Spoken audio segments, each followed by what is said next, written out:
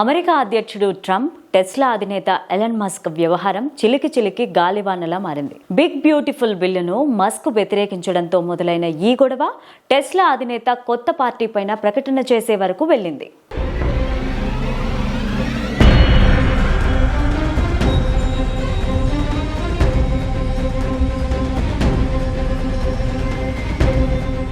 అగ్రరాజ్యం అమెరికా అధ్యక్షుడు Donald Trump, అపర కుబేరుడు ఎలన్ మస్క్ మళ్లీ దోస్తులైపోయారు.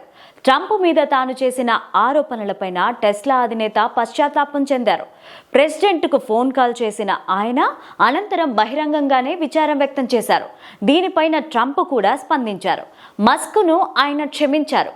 ఈ పరిణామాలపైన ఆయన హర్షం వ్యక్తం చేశారని వైట్ హౌస్ మీడియా కార్యదర్శి కరోలిన్ లివట్ తెలియజేశారు.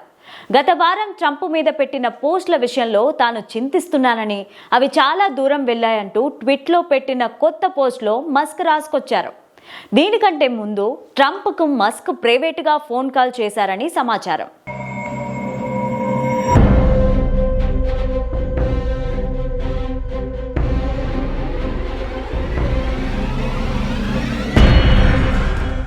ఎలన్ మస్క్ క్షమాపణను డొనాల్డ్ ట్రంప్ అంగీకరించారు. ఆయన ఈ ప్రకటనను అభినందించారు. మా దృష్టి మొత్తం అమెరికా ప్రజల ప్రయోజనాల మీదే కొనసాగుతోంది అని వైట్ హౌస్ మీడియా కార్యదర్శి కరోలిన్ లివట్ తెలియజేశారు. కాగా ట్రంప్ మస్క్ వ్యవహారం ఈ మధ్య చర్చనీయాంశంగా మారిన సంగతి తెలిసిందే.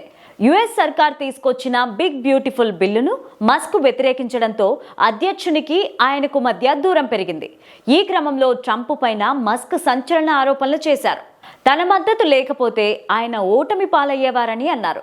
దీనిపైన ట్రంప్ కూడా అంతే ఘాటుగా స్పందించారు. ఎన్నికల్లో గెలవడానికి మస్క్ అవసరం లేదంటూ కౌంటర్ ఇచ్చారు.